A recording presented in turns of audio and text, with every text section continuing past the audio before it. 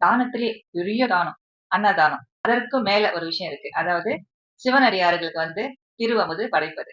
இதன் மகத்துவம் என்ன என்பது பெரிய புராணத்துல வந்து நிறைய நாயன்மார்கள் காட்டியிருக்கின்றார்கள். இறைவனது திருவருளால் தமிழ்நாட்டில இருந்து கைலை அறக்கட்டளை சார்ந்த 16 சிவனடியார்கள் என்னிடம் வருகை புரிந்திருந்தார்கள். கைலை அறக்கட்டளை சைவ சமயம் வளர்க்கவும், திருமுறை பாராயணம் மற்றும் அதனுடைய அர்த்தங்கள் உலகெங்கும் போய் சேரவும் இந்த அமைப்பு செயல்பட்டு வருகின்றது. முனைவர் கைலை துரைசாமி அவர்களால் வந்து அமைக்கப்பட்டு உலகெங்கும் புகழ் பெற்று விளங்குகின்றது. அவங்க வந்து சமீபத்துல மே மாதம் 2026 மலேசியாவுக்கு வருகை புரிந்திருந்தார்கள். நிறைய இடத்துக்கு போனாங்க. முனைவர் ஐயா மற்றும் அவருடன் கூட வந்த அந்த 16 பேரும் அவர்களுடைய திருப்பாதம் வந்து என்னிடம் வந்து வருவதற்கு அடியே பெரும் பாக்கியம் செய்து இருந்தேன். அந்த ஒரு வாய்ப்பினை எனக்கு வழங்கியவர் திரு ராமகிருஷ்ணா ஐயா அவர்கள்.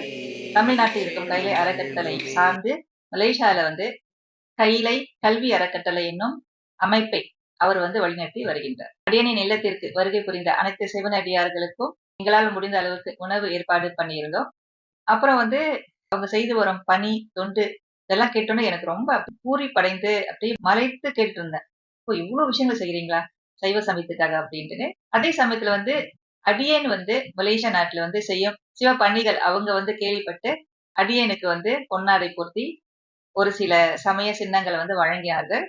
யாம் செய்யும் சிவ தொண்டுகள் அனைத்துமே இறைவனுக்கே அர்ப்பணம். மேன்மைக்கோள் செய்வ நீதி விளங்குக உலகமெல்லாம். செய்வமர் தன்னிருக்கும். நன்றி, வணக்கம். திருச்சிற்றம்பலம்.